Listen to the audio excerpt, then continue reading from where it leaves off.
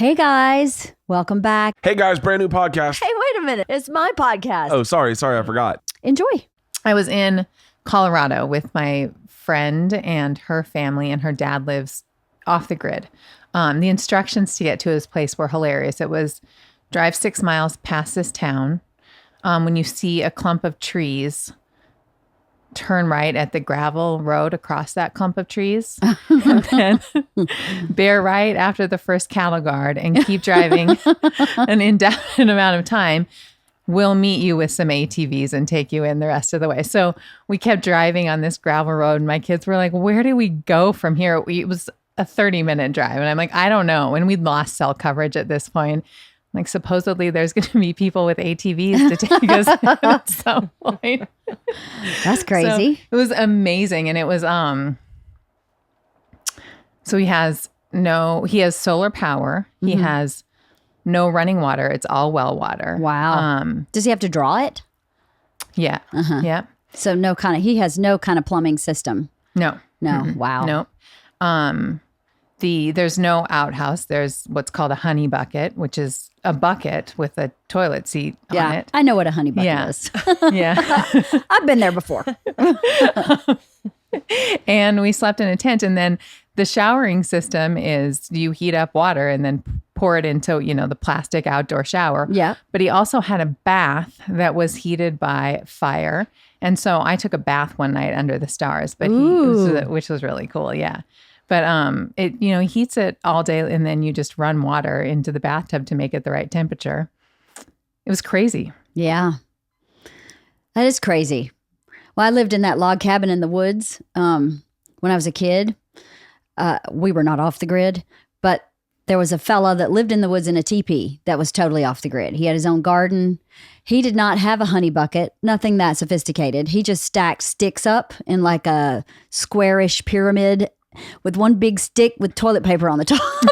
I used to sneak. That would work. And watch, just explore his little camp, because he did have a VW Bug, like an old Volkswagen Bug.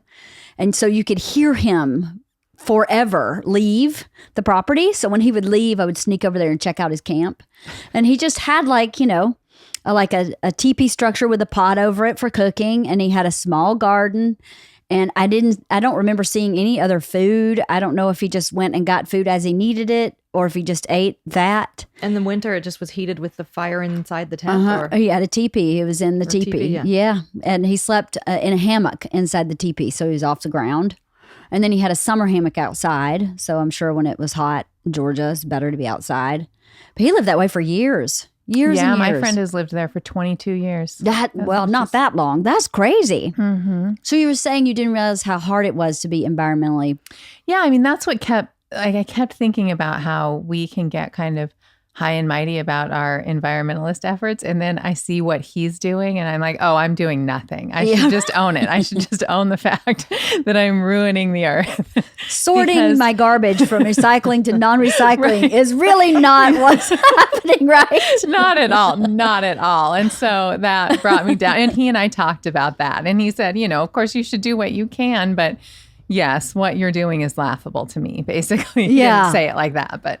I would imagine. I go back home and my family is so much better at being environmentally conscious than I am. And, they're, Republicans, and they're in the middle of, the country, but they don't waste anything. Right. They have animals that eat their scraps. Like, there's no food that goes in the garbage. They don't make garbage. If there's a jar that they use for pasta sauce, which they don't really eat, but a jar that they would use for pickles or something, that jar is reused for something else. They put nuts and screws in it. They store other food in it. There's very little waste, very little garbage, just beer cans. Mm-hmm. Other than that, there's not a lot of waste. And every time I go back, I go, they'll use one square of paper towel because they need to be, money conscious also. And I'm like, 4 squares of paper towels to wipe one little thing. And you just don't think about it. You get in this rhythm of not thinking that way. And yeah, I'm always impressed when I go home. Everybody composts. Everybody has an animal that eats their food. Do you compost? No. I did compost when we first you? moved into this. No, I kind of have visions that someday I will, but no. Well, the hard part about composting is if you don't do it right, it smells. Mm-hmm. And we live on such small pieces of property here that I tried to compost when we first moved here, and Bert was like, "Yeah, that's stopping." Like I It can smelled smell that it. bad. Yes, because I wasn't doing it right. You have to kind of figure out how to do it, and I wasn't putting the right combination of stuff in there, and it became really overwhelming because if we're eating 4 eggs a day and drinking 2 pots of coffee and then all these fruits, it was just so much that I was putting in the composter that I kept outgrowing my composters, and it wouldn't cook down fast enough for me to not need a new composter. So I would compost and then I'd have to stop composting so that everything would cook so that I could, I was like, this is too complicated, and it smelled. And we just live in too small of a space. So and then I had my aunt, who is a master gardener, who is massive. Like, she makes worm beds out of her compost and has bees, and she's really environmental in that way. Helped us build one that was like a side one that was a small one that was in a 5-gallon bucket, which you can do. And Bert accidentally stepped on the lid and went through into the compost, and that was the end. That was it. It was like, all right, we're done. No more composting. This is disgusting. And we threw everything out, and that was it. He can't wrap his head around that anyway. He's a country club boy. He doesn't understand having something that smells like that anywhere in your world. But anyway, I thought that was an interesting story. Yeah, it was really fun. And it was hard. It was the hardest vacation that I've ever been on, for sure, because just to cook something, so his garden is like a 1/4 of a mile away from where he cooks. And then that's a separate place from where he stores any food that, any additional food. And so everything was just a long walk. Like, you'd realize that you forgot something, and it's like, all right, I'll see you guys in 15 minutes. Right. Go back and get it. Yeah. I bet he's in good shape. Yeah. Yeah. He's 75 and in great shape. Great shape. And yeah. He's probably, really healthy. So does he hunt and stuff like that? He doesn't anymore, but he did. And I can't imagine that it's been long since he stopped hunting, because we had elk that was his elk that he killed. Yeah. Elk's good. Yeah, it was good. Yeah, it's really good. Well, that's really cool. Mm-hmm. That's a vacation your kids won't forget. They won't forget it. And they loved it. They were such troopers. It was hot and there were mosquitoes, and I was a little worried they were going to be whiny, but they were great. That's awesome. So much fun. Of course, they had so much fun. Yeah, they always just do. Outside and They always do. When we go back to my family in Alabama, we spend so much time outside. Like, they'll spend days without a television, or there's no cell service, so they can't do anything unless it's on their physical phone. And I think they went 5 or 6 days without even picking it up. And without even great. asking. My kids didn't even ask. No, they didn't either, because there's so much that can pique your curiosity. What is that? What is that that you don't get to see here? And my son had so many questions that I can't answer questions about how solar power works. I have no idea. Right. And he had so many questions just about how the world works that he could sit and talk to David about. That was really fun. That's cool. I'm glad you got to do that. That's amazing. Yeah, it was really fun. I still don't feel clean, though. I've been back since Friday, and I still am still not So clean, did you just guys. have the one bath over the course I took of the one week? bath. How long were you there? A little while. Just a little while. Days, whatever. My daughter was obsessed with bathing. I realized that she really is cleaner than I think she is, because every day she's like, Mom, we need to take showers. But it just felt like so much work. Yeah. So I didn't do it. She did it a couple times, and she took a bath. And then when I was taking my bath, both my kids came and climbed in with me. Oh, Yeah. that's great. It was sweet. Mm-hmm. When we go back home, we take lake baths where you just soap up and jump in. And there's your bath. And there you go. And after several days, you're like, yeah, I think I need a real I know that smell shower. of just lake hair. When you Yeah, just been yeah. in the lake for days. Yeah, it's fun. My kids love a lake bath, because who gets to do that? Soak up and Right. jump in the water and you're done. But after a few days, I'm like, okay, you have to actually go in the house and take a shower today. Because those southern lakes are, that's how I grew up, but they're green. Ours is not. I have to it's say. not? Well, okay, no, in Tennessee they are. no, they are all in a lot of places in Georgia. or in Alabama too. But this particular lake, it was deemed one of the cleanest lakes in the U.S. It's Wow. crystal, like you can scoop up a cup of water and it's clear. Oh yeah, Oh, that's wow. not how I Really grew great. up. No, You can scoop up a cup of water and not see the bottom of the cup. yeah. That's the way another lake nearby is. But this lake, I think this lake is off of a very small river, not a main river that gets any kind of pollution or any traffic on it. No one's on this river. It's long, so it brings plenty of water, but it's not very big. So Yeah, because we nobody call it comes a in. lake because it's Fort Loudon Lake, but it's actually the Tennessee River. So Well, see, yeah, that's so the we thing. got a lot Yes, of stuff in there. West yeah. Point is fed by the Chattahoochee. There, I mean, I don't even know that I would swim in that lake because who knows what's been put in the Chattahoochee. But this one is from the little Tallapoosa River, so it's just there's nothing in that lake. That's awesome. But anyway, so we wanted to talk today about divorce, right? Yeah. I'm a child of divorce. You are a parent of divorce. Yes, and right? a child of divorce. And And, a a child of- grandchild of divorce. Oh my goodness! I know I have lots of divorce in my family. Yeah. I have 7 between my 2 parents. Does that count? Wow, that might be a have- world record. I don't know. Did Elizabeth Taylor have kids? If she did, she may have outdone me. But Zsa Zsa Gabor, yeah, my parents, have 7. That's a lot. Wow. So resilience building, is that what you want to And talk about? with divorce? co-parenting and yeah, Let's get in it. all of that. Great. Where should we start? Well, do you want me to start? Yes, we want you to Okay. start. One of the things that Kristen and I were talking about the other day is the idea that if you're a parent and you're going through a divorce, what the advice you get from people is usually make sure you put your kids first. And it's seemingly great advice. But the reality of it is there's probably a lot of fear and resentment and shame and regret and, sadness that's an overwhelming amount in your life.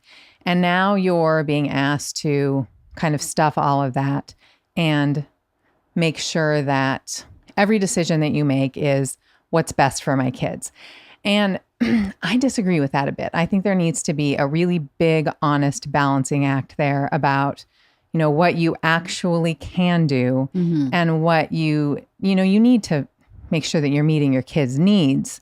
But do you need to be sacrificing yourself so much that you're making all of those negative emotions even worse and prolonging the amount of time that it takes to get over them?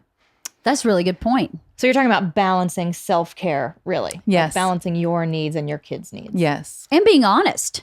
Yeah, being honest Just to be about honest with yourself. what you can and can't do. I mean, I think that there's this desire to make sure that you go on as though nothing has changed when you're a parent. Like you're going to just make sure that your kid's life is exactly the same, but it's not. It needs to be reinvented. And that's going to take some time. It's going to take a process. And maybe at the beginning of that, the life doesn't look at the beginning of that, the life is not going to look the same as it's going to look 2 years down the road. And that's okay. Right. That's okay. I mean, there were days where I was like, we're sitting in bed and watching TV and ordering food. And that went on for a while. Right. Because that's what I could handle. Right. And I wasn't neglecting my kids, but I sure as hell wasn't going, okay, I'm going to cook the same meal and just go about with a smile on my face. It was like, we're going to just all snuggle in bed together and order takeout. And we're going to do that as long as it takes. Well, go ahead. Well, I was just going to say, I mean, to me, modeling that this is actually really hard and I don't know how to Yes. do this and I'm maybe not doing it very well and I'm going to figure it out and it might not be pretty. To me, that's better than like faking it and your kids like are supposed to think that everything's fine but can feel. Right. They can feel that it's Oh, not really yeah. okay and like what's really going on. And so, I mean, I think being able to be real and have those conversations and just name it, say it out loud. Yeah. It teaches them how to do that when Yeah. they grow up. Yeah. And how to say, not everything's great. I have many times cried in front of my kids, and I don't purposely just go, okay, now I'm going to cry in front of my kids and cry. But when my grandmother died, I fell totally apart in front of them because she was so important to me. So how were they supposed to know how important she was to me or what grief looks like, right? This grief is very real. And when you divorce, there is grief. Yeah. It's like the death of something. It's the death of a relationship, of a dream. a death of hope on this one particular thing that you had put your, hopes and dreams in. And that will happen for them with a job, with not getting cheerleading, not getting on the cheerleading team, with the girl not saying yes to going to the prom. Those things happen too. And for them, it's just as intense. And, that being honest with where you are is, I think, for kids, more secure. Right? I agree. And I also think that, one of the things that happens developmentally as we become adults is that we learn to tolerate ambiguity. And what you just said is like divorce is like, maybe it's the right thing and you're on one hand, you're glad that it's happening because it's right. But on the other hand, it's grief. And on the other hand, you're pissed. And on the other hand, so it's all these things that don't fit neatly in a box. It's all those seemingly contradictory things at once, which is that's really what life is sometimes. Yeah. And so I think, to be able to just be in it. And today I'm pissed and tomorrow I'm really glad. And the next day I'm falling apart. I think that's just the path sometimes. It's real. As long as your kids are cared for. Yes. Yeah. You feed them. Feed them. Get them to school. But I think that what it takes to be a good parent during a divorce is not what most people think it is. I think there's a lot of honesty that can be there and should be there. That when you're going through a divorce, that's not really the message you get. The message you get is paint a picture that everything's going to be fine. And be a united front. And yes, be a united front. Make sure that you don't ever say anything bad about your ex. And, try not to just be petty about your ex, but you have to have some real conversations about what's going on in your life so that your kids can understand what they're feeling because they're feeling it. Yeah. Totally. And sometimes the truth is there are things about your ex that your kids know weren't great about whatever it was. Like maybe it was just with the two of you. Maybe it was sometimes how they are with the kids. I mean, I think I remember when my oldest was 10 and we talked about this before, but he went to a psychologist and it was really about the three of us, Michael and my son and myself. And you know what? It was appropriate for him to be able to say, sometimes dad's an ass. Yeah. Like sometimes he is, sometimes I am. Yeah. So I just think that never saying a bad thing. I mean, of course you don't want to be petty, like you said, but this is the time to actually try to help everyone get real. And also, there's stories that kids can get in their heads for whatever reason. And whatever ages, even when they're teens, you don't know what story they're kind of making up about how they contributed or whatever it is. And so to be able to let anything go in terms of just, you're not going to get in trouble for what's going on in your head. Let's just get it out and see, because sometimes it's not even true or it's not serving any of us, but you're not going to know if everything's supposed to just be perfect. Right.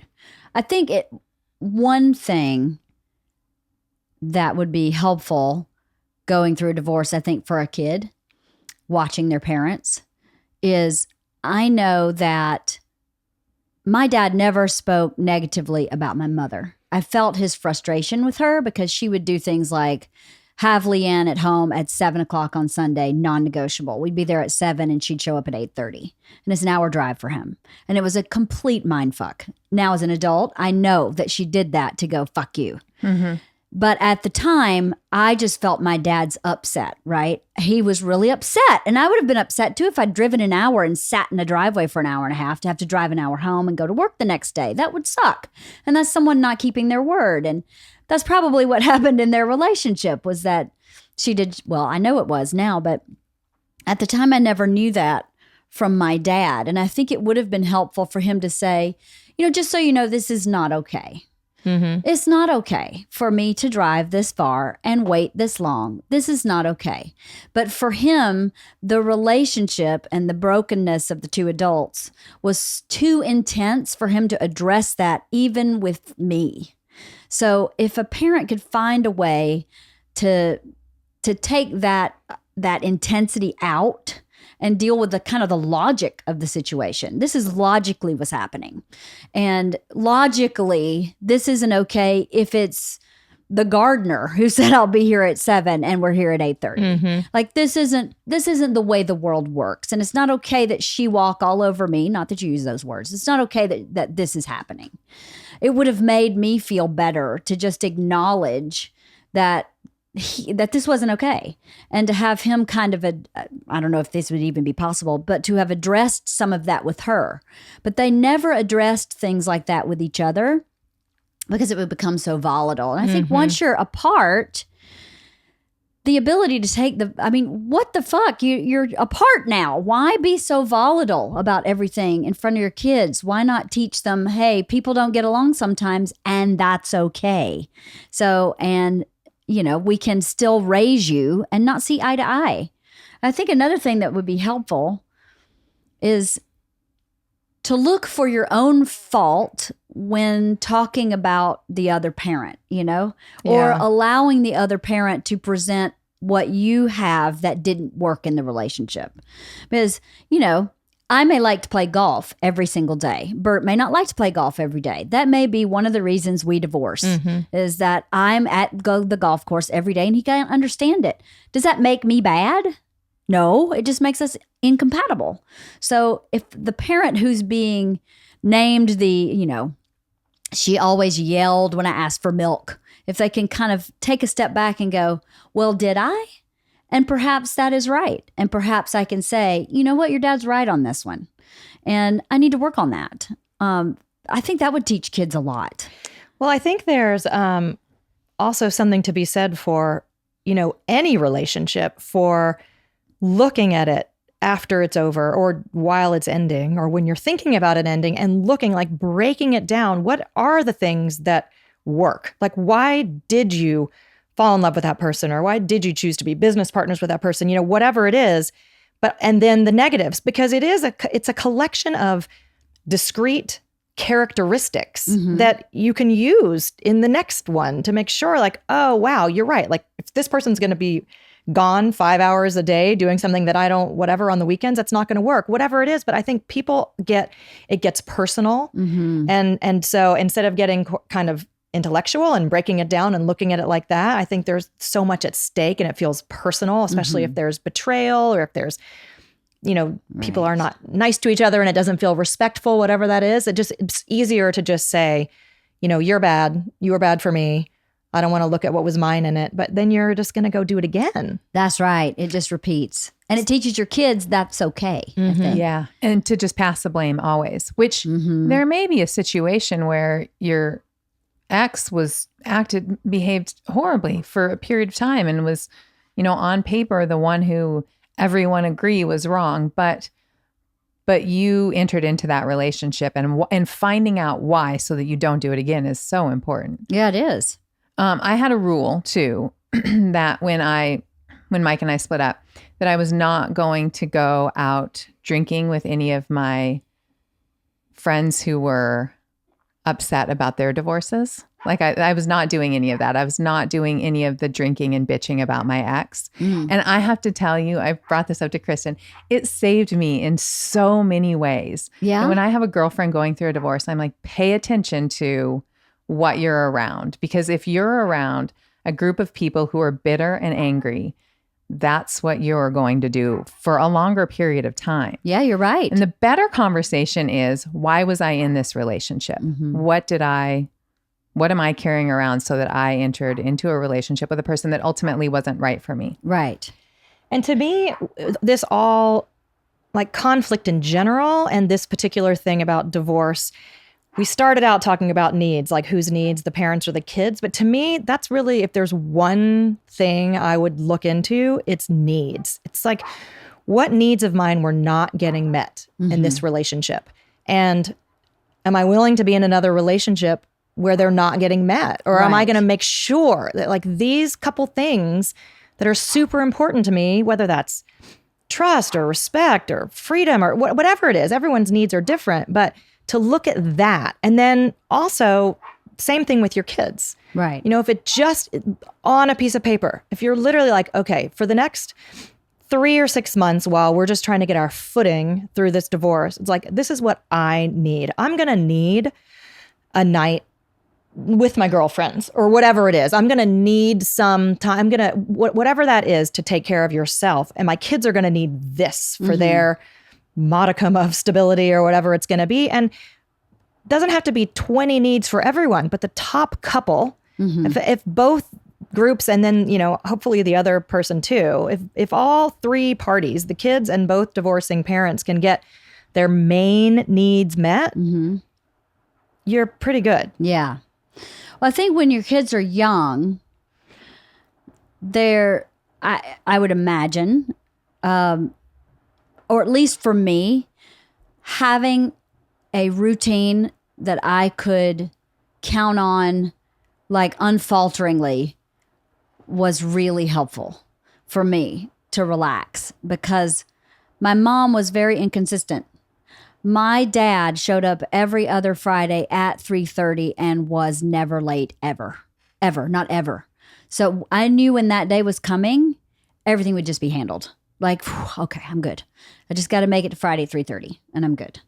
And that consistency was so important. So I don't know, maybe that doesn't work for every kid, but the instability just of going, what's happening? Everything that I knew before is no more. To have something that I could really hold on to was really important for me. Do you think that that is important? Yes. Yeah. Yeah. In your experience? And most of the research on divorce is really interesting, but but just in general on resilience, what kids need is one person. They, you know, in terms of support, they need one person. So if one parent is falling apart and the other one isn't, like in your case, They'll make it. Then yeah, there's a much better chance that they're going to make it if, you know, both parents are totally unreliable. But in terms of routine, yeah, I mean, it's an interesting conversation because in some ways I think my kids are more flexible because there's so much shuffling back and forth. And my kids are 7 and 9, and I have a very good relationship with my ex. So, you know, we're not to the letter in terms of what the, you know, custody agreement is. We just do what works. And if he has something he needs to do, I take the kids. So they're much more, as a result, much more flexible. However, within and they're older, when they were younger, we did have to really stick to it because it was too upsetting to them. We went through kind of a period where the kids were 2 and 5 when we got divorced. And we said, you know, we're just going to kind of play it by ear. And it was really awful for my daughter. My 5-year-old, she would just sob and she would say, I want to be with daddy. No, I want to be with mommy. And so we cut that off at that point. We were like, no, we are making the decisions and it's very regimented. So in the beginning, you're saying like they could kind of, I want to go with mommy now. I want to go with daddy now. But right. We tried that in the beginning and it was too But that's just so much pressure for the kid. It's like, oh, am I going to hurt your feelings? Yes. I'm choosing the other one. Yeah, that's interesting. So much. Yeah. And then, but now we're back because they're older and they're so used to this. We're back to doing that. If they say, we want to go see daddy tonight, I call them up and say, the kids want to see you. Is that okay? And they're not hurting my feelings when they do that. No, but that sounds like there was that kind of adjustment period. Yeah. Like in the beginning, maybe everything had to be really a tightly run ship. And then it could relax over time as everybody kind of went, okay, I see how this works. Yep. Okay. We're not actually broken. We're just different kind of thing. You know, I felt like, I definitely as a child felt like this was 100% my fault. I had done something. Even though now as an adult, I go, oh yeah, this was nothing to do with me. But did you just keep that inside all those years? Did anyone ever ask? Did anyone know about that? Oh God, no. Yeah. No, it's the 70s. Right. Nobody asked anything. No. Yeah. No. I kept it all inside for years and years, and I don't think anybody knew at the time to say, you know, this is not your fault. You know, there wasn't enough divorce under society's belt. You know, this was the first wave. Right. After the, you know, women's movement started, then people started divorcing. This is really the first wave, right? This is 70s, maybe the 60s too. But yeah, I don't think anybody knew to ask that. So hopefully nowadays we all know that kids feel, because kids are inherently very self-focused, right? They're very kind of narcissistic and like developmentally. They kind of think, well, I actually created this world and this world is here for me. So definitely that's my fault.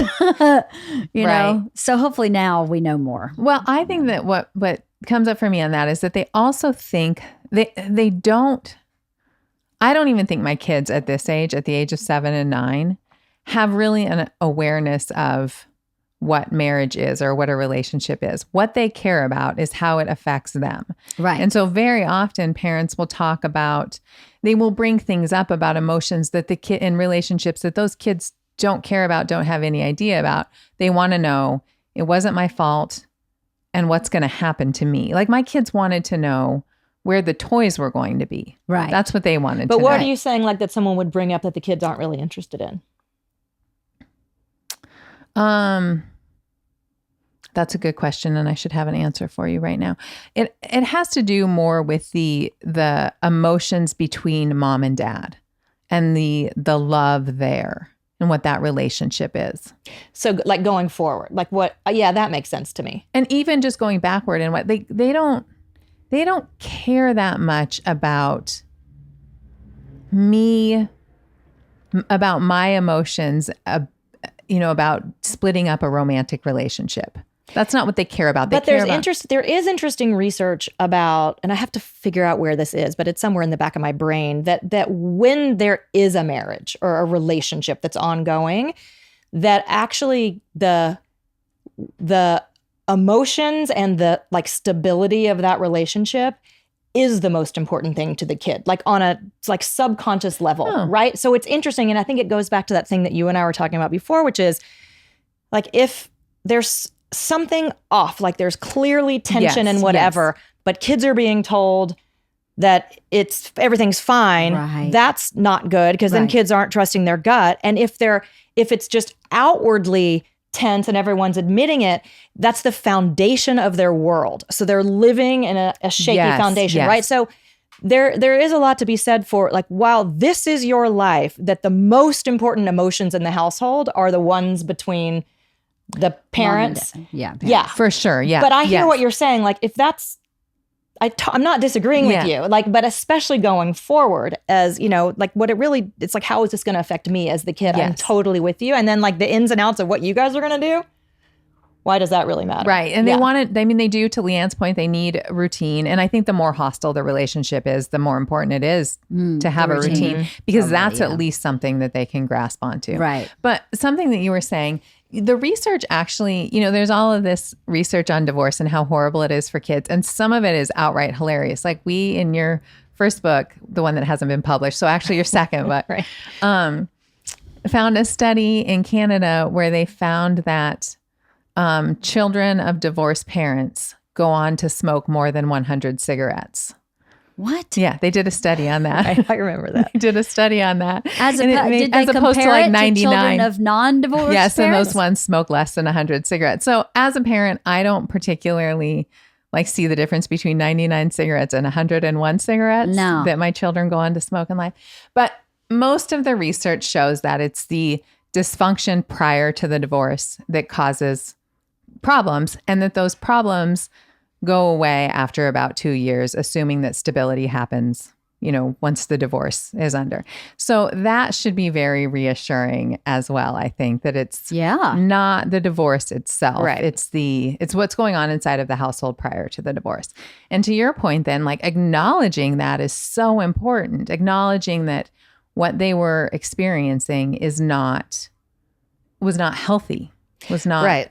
Or that what they were reading was accurate. Yes, exactly. Yes. You're saying everything's fine. I feel nothing's fine. You were right. Right. Okay. Correct. So now I can trust my instinct. Yeah. So I think that instinct, I know for me, growing up with a mom that had mental stuff, in my opinion, had mental stuff, living in that way taught me to not trust myself ever under any circumstance, to second guess every thought, feeling, instinct, impulse I had, to go, that's probably wrong. Which I think is maybe the worst thing that can happen to kids. The worst thing. Because if you don't have that, then you are lost and you're always looking to others. But then you don't know if you can trust others. So then where do you find it? You don't trust others. Right. Because others have told you your whole life not to trust yourself. So then you can't trust anybody. Totally screwed. Right. It's a horrible feeling. So I think to go back and say you were right, this wasn't working. And now we're going to right the boat. Yep. We're going to make it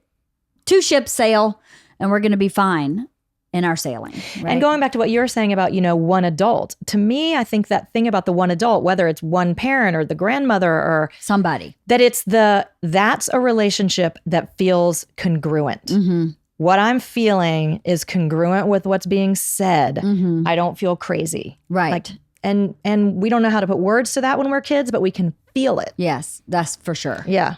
And Yes. that's one of the reasons that I want to get rid of the whole idea of never say anything bad about your ex or your partner in front of your kids. Mm-hmm. Because, again, you don't need to go around going, well, he's just an asshole. That's not helpful. Hopefully that's obvious. Yes. Hopefully. Yeah. But if That's whether you're divorced or not divorced, if you're in an argument with somebody and your children are in that household and you're deciding to just paint this beautiful picture of what's going on, it's so damaging. And so to just be able to acknowledge, like, look, yes, I'm really angry at your father right now. Right. And you don't have to say much more than that. No. You really don't. No, you're just not acknowledging what's happening. Like I'm really... We do that in my house because I live with someone who is very emotional. And sometimes the emotion is not necessarily proportionate to what's happening, right? So Bert woke up the other day and I was really cranky because I hadn't been sleeping. Really cranky. So in this household, it's best for me to go, hey, babe, just want you to know I'm really cranky. I got up on the wrong side of the bed. I haven't slept well for days and I'm just kind of cranky. So I may be really quiet and I may just be putzing around here getting ready for Isla's birthday party. Don't take it personally. It's me. I woke up on the wrong side of the bed. He looked at me and went, yeah, well, I woke up really needy. So I'm going to need Great you. combination. And I went, fuck. There goes my day. So I went to the girls and went, here's what's happening in this house today. I'm cranky. Dad's needy. And Georgia went, oh. I was like, exactly. So if you hear me snapping at Dad, it's because I laid a boundary that's not being accepted. And I am fucking It's so great not that happy. you talk that way. I do. I actually even curse and say, I'm not fucking happy, Georgia, because my boundary is not being held because he's not capable of holding it. And I'm smart enough to know that I just have to get him through the needy so that I can have what I need, which is to be left alone. So everybody was on alert and I was like, this doesn't make Dad bad or me bad. It just makes us in two different places and someone has to compromise. Now, I'm not super happy that I am 99.9% I was just going to say, is it you who of the compromises? time. Of course. Yes. Yeah. That doesn't make me super happy, but I talk to them about that too. And I go, that's not actually fair. But I walked into this relationship eyes wide open. He is not able to do that where I am. So why would he ask me to shoot a 300-yard, a drive in a golf course when I can't even hold a golf club?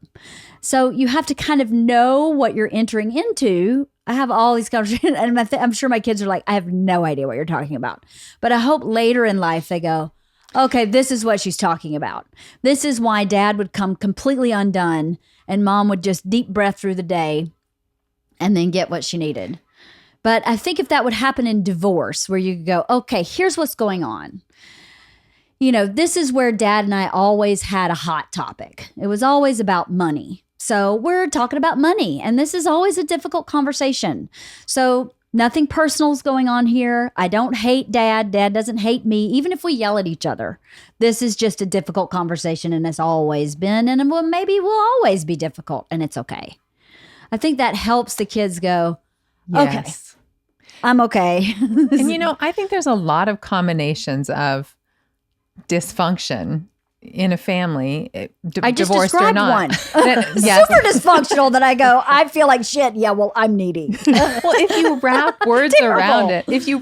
around it, maybe it's not the perfect situations, but you wrap words around it, you give your kids your tools, they go on and everything is fine. It doesn't have to be perfect. And the same with divorce. You can be horribly, horribly upset and stressed out and angry and hate your ex for a while. Yeah. And if you have a good script for what you're saying to your kids, it's all going to unfold much better than if you just try to power through it. Well, I think information, Yes. communication and information empowers them, children, to think for themselves, to make an assessment on their own, make a decision, and to cope. But if they have no information, how in the world are they supposed to figure this out? I mean, I spent half of Isla's life giving her words because she thinks visually. So how in the world would she be able to figure out her emotions if I hadn't said, here's the things I think you're maybe feeling. Tell me what you think. And because she couldn't come up with those words on her own, how could a 4-year-old watching their parents divorce ever be able to articulate in their own brain what's really happening, to be able to say, okay, here's what's happening.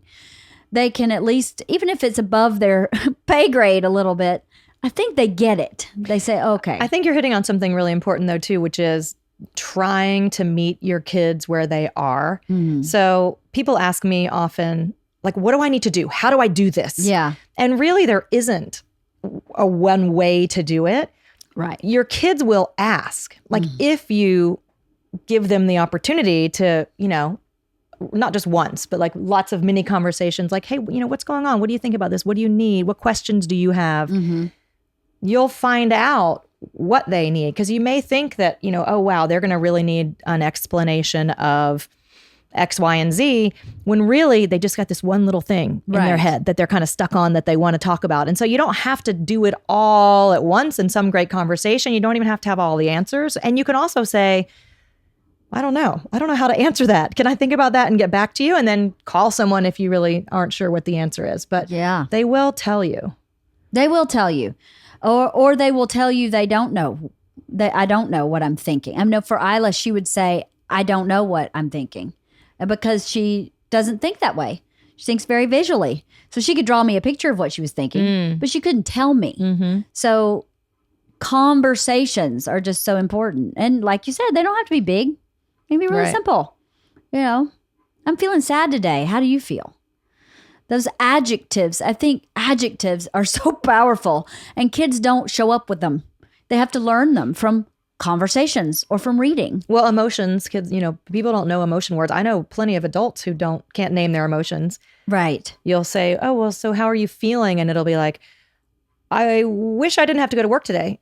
Well, that's not an emotion. No, that's a good point. It's like you have to help them with that. Yes, you're right, because we don't talk that way. We don't talk to each other like that, right? I'm feeling sad. I do, but it's just because I'm a weirdo, I guess. I think most people they have sad, bad, and mad, and happy. That's the range of their emotions, are those 4. But you have to give kids, don't you say, are you feeling frustrated? Are you feeling defeated? Are you feeling exhausted? Are you feeling overwhelmed, stupefied? And what does stupefied mean? Okay, here's what it means. Oh yeah, that's it. You get really specific with how you're feeling is so helpful, because then you can know what to do about it too. If if kids are feeling shame, there are some really specific things that you can do with shame to make the shame go away. Right. Because shame connects to who you are, right? Not an action you've done that you're maybe embarrassed about. But shame is, I am bad. Yeah. And that's just not true. All the time, I think. I don't know, is there ever something that you should feel like you are bad? I don't think so. We were talking about this recently. Are there bad seeds? Oh, yeah. I just don't think so. I know. I just had this conversation with Bert yesterday. Bert, unfortunately, lost a friend yesterday from childhood. And we went to breakfast to talk about it. And he was like, every parent hated this kid. And I went, so the kid was massively misunderstood. If every parent hated this kid, no one understood him.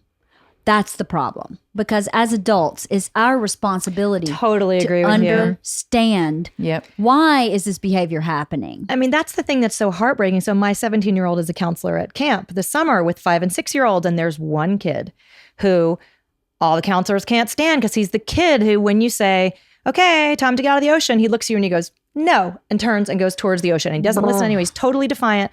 And my sweet son, I think it's so cool that he's taken upon himself to crack the code of this kid. He's like, Mom, no one ever just takes him aside, gets down on his level, asks him what's going on. He was like, I watch his dad and the nanny interact, and he's always just being bossed around. Right. And like, my point is, you're the adult, Yeah. whomever you are. Yeah. It is your job to figure it out. So the kid's a little jerk sometimes. Like, figure it out. He's just, I don't know. I just have a hard time believing in bad seeds. But then I guess there are kids who like pull the legs off of baby animals when they're young too. But you still got to wonder what was going on in their environment. Like and how rare is that? I mean, it's so like rare. 0.00001%. Okay, Yeah. there's going to be some massive anomaly in your genetics once in 100 years, but that's not But true. mostly they just want to be heard and understood. And like, They do. Yeah. There's that behavior. It gives them a payoff. it totally does. You're They're right. doing it for a reason. So to find out, even if you're going through a divorce, I would imagine kids change their behavior. They probably try on a different personality, or they'll push a boundary that's never been pushed before, or they'll start acting out because they can't articulate their feelings. I believe 9 times out of 10, they don't understand what their feelings are.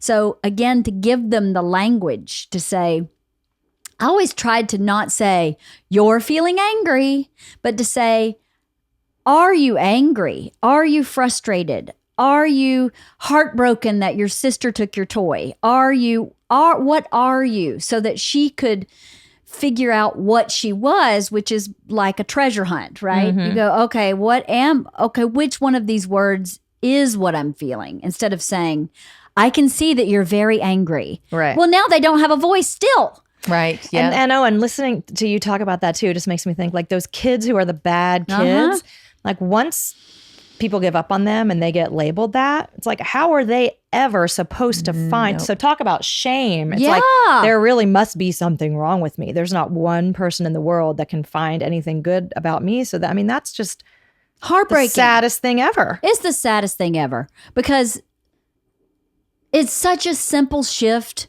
as an adult to stop reacting to their behavior and to become curious and to say why. But why are we doing this? I volunteered in Isla's kindergarten classroom, and there was one girl who I was determined to make smile. I could not make that child smile. I'm a pretty funny, witty person. I'm a really happy, awesome parent, like super fun volunteer in the classroom. Anytime I was working with them, the kids had a blast. Could not break this child. And I kept saying, why? What's going on that she feels so unsafe that she will not smile? So I kept trying to figure out. I got so frustrated with the teacher because we did this one exercise where you were supposed to like draw an animal with wings or something. And everyone, of course, drew a bird. But she drew like a sea turtle or something really off the chart that had wings, but not exactly wings. And the teacher was like, that's not the assignment.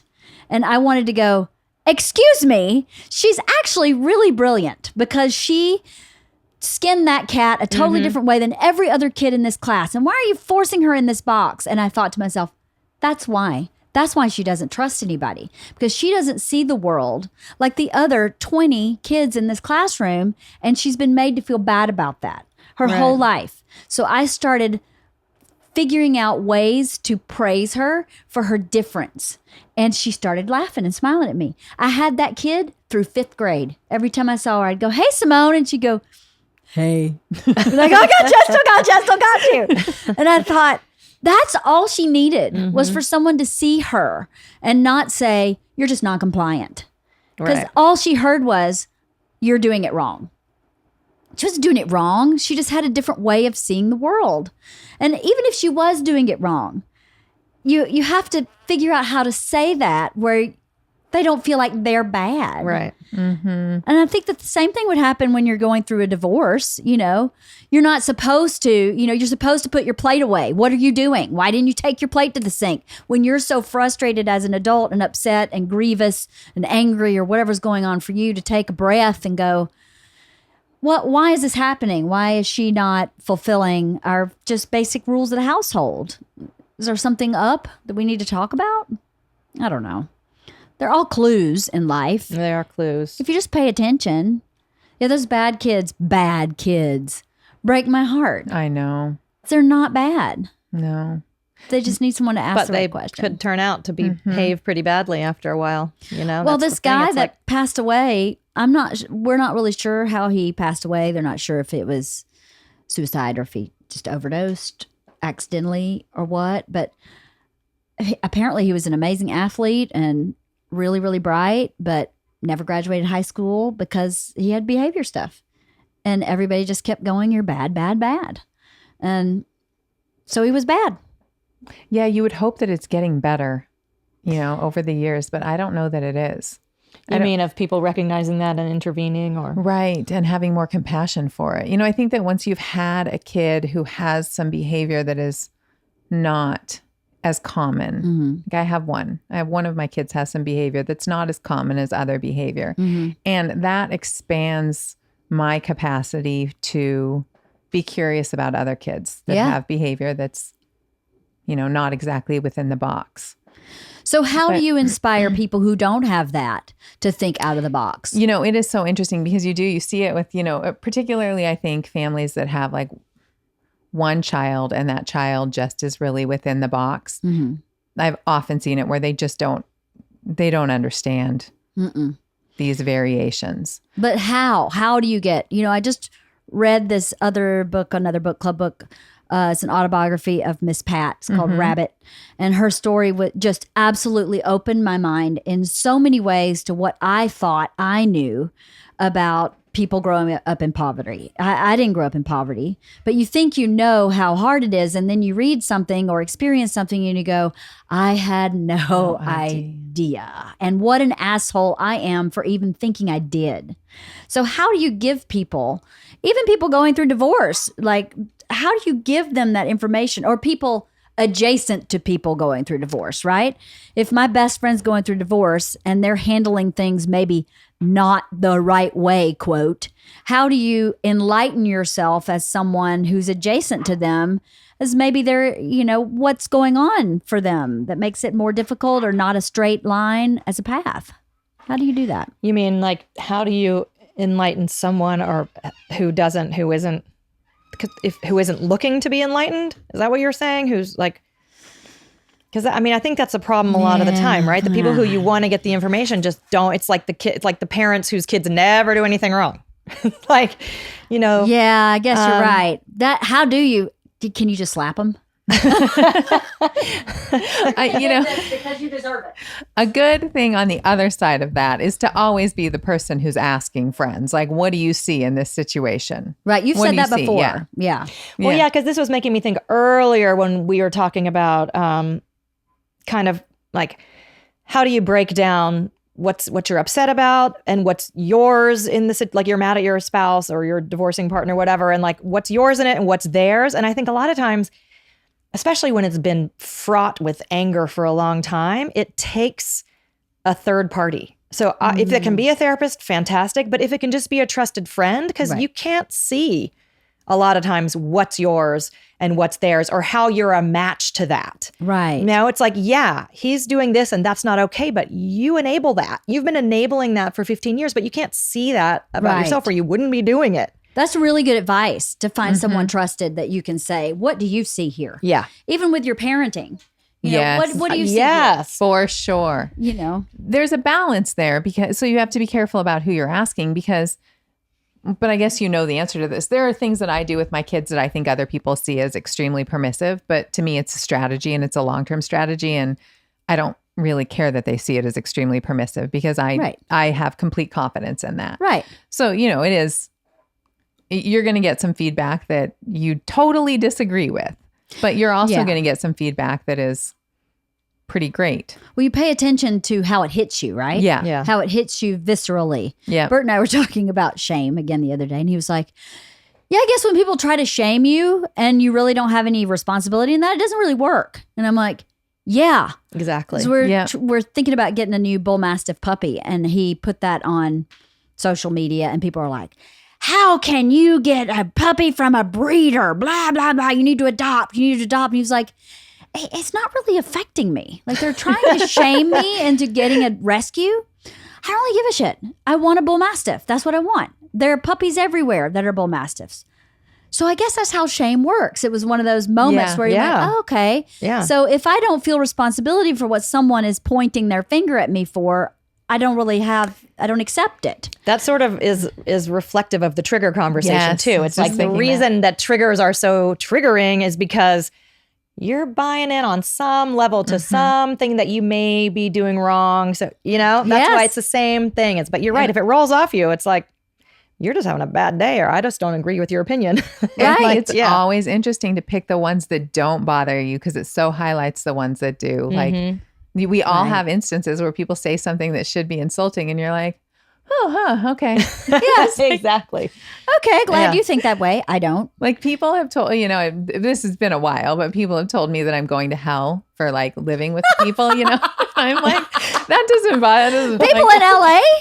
No. It's been a while. People in It's Missouri. been a while. It's I been mean, a not while. Missouri, Montana. No, not really people in Montana. But I I'm have joking. I'm joking. There's some people that have said that I'm going to hell. And it just, Who are these people in LA? no, I'm not going to name names. I but, know, of there's course I some- wouldn't want you to name names. there's But I know some if there were like people. missionaries walking up and down the street going, you're going to hell. Or they're The people, Mormon missionaries would never do that. No. But there are other ones that would. Yeah, maybe.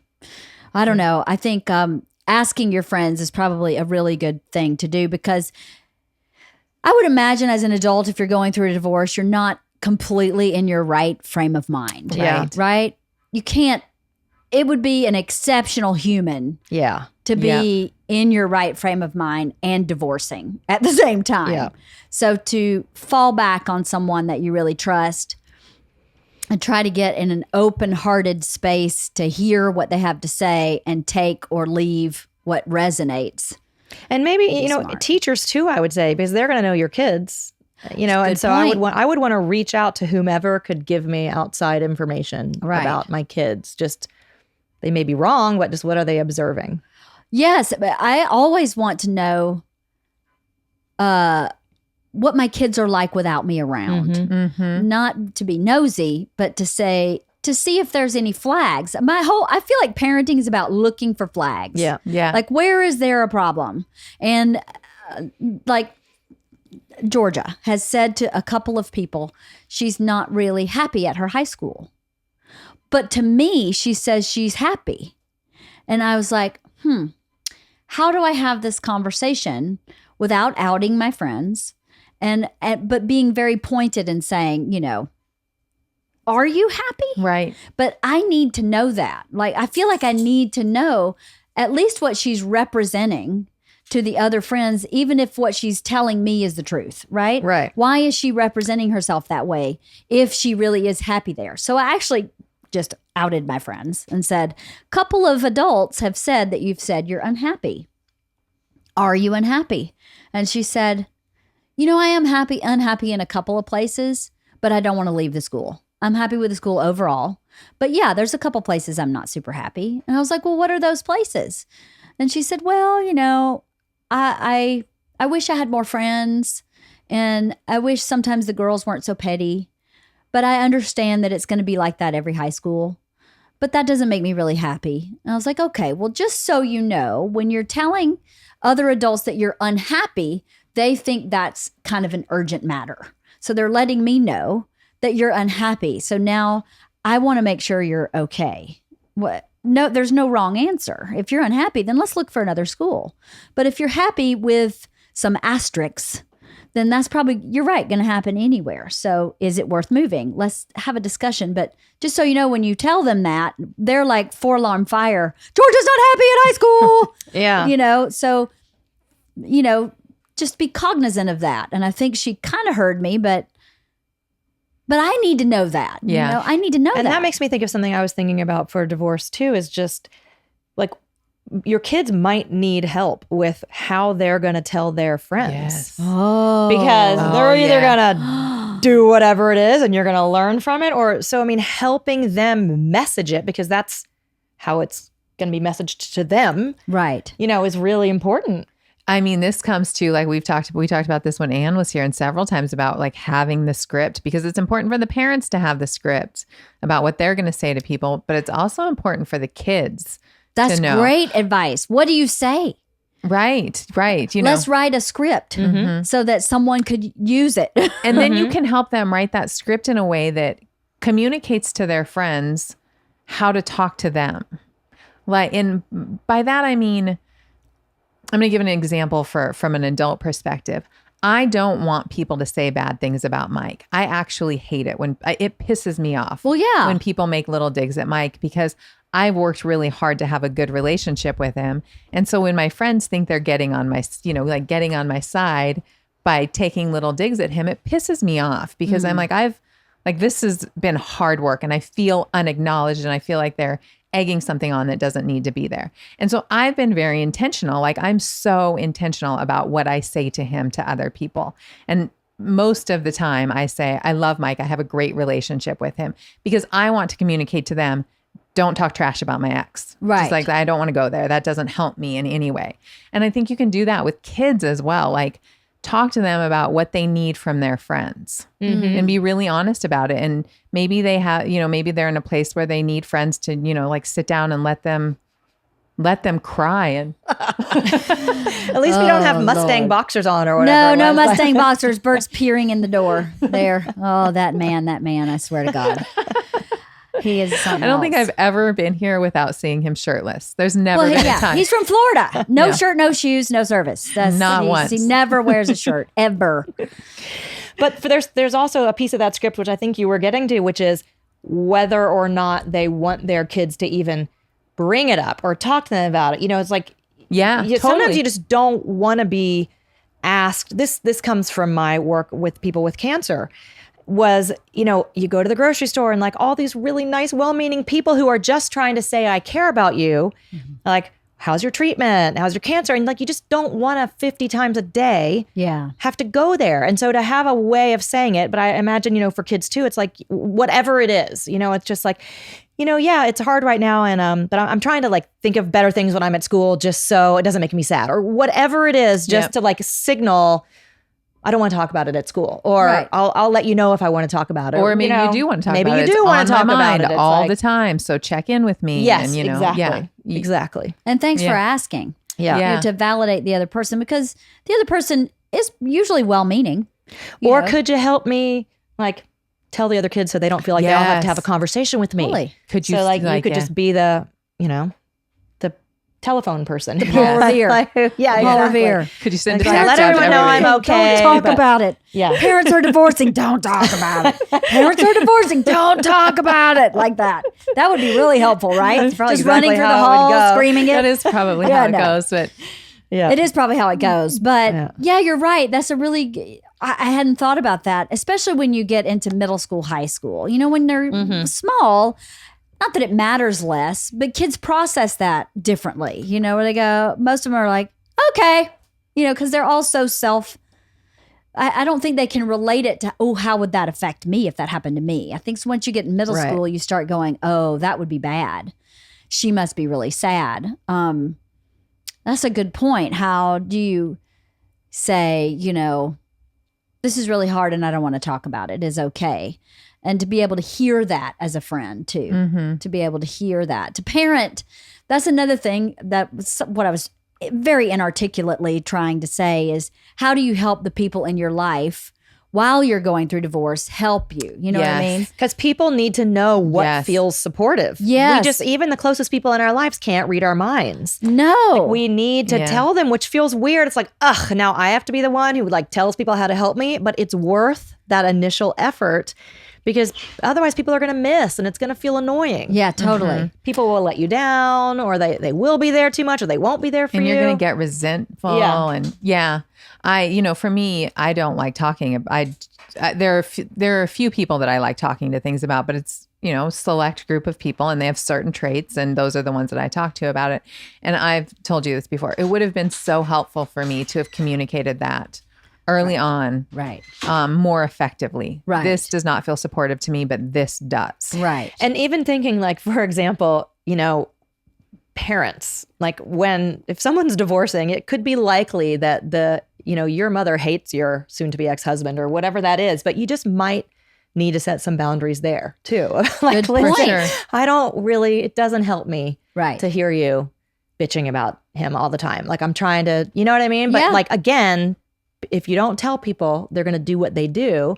And there's a way to, if you think about it beforehand, to do it kindly and be like, but you could help me in another way. Like, could you help me, just remind me of other stuff, and when we talk, try to remind me that I'm still fun and whatever it is, and come over and do my laundry. I mean, Yeah. that brings up to me too how important it is to allow people to support you, because I think there's a big group of people who don't. I just had this conversation with my mom yesterday. My stepdad has advancing Alzheimer's. Aw. And they live in the country, the outside of this tiny town.